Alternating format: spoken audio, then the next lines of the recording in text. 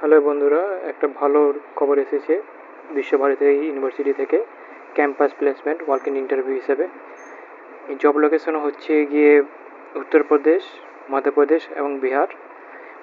এর date time হচ্ছে গিয়ে 23 জুলাই 9:30 থেকে শুরু হবে ইন্টারভিউ।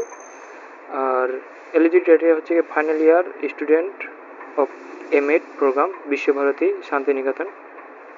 এখানে এক্সপিরিয়েন্স ফ্রেশার সবাই এলিজিবল।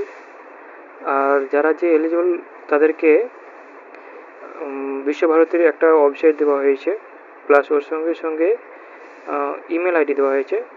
ওই ইমেল আইডি তাদেরকে সেন্ড করতে হবে, তাদের যথাযথ নোটিফিকেশান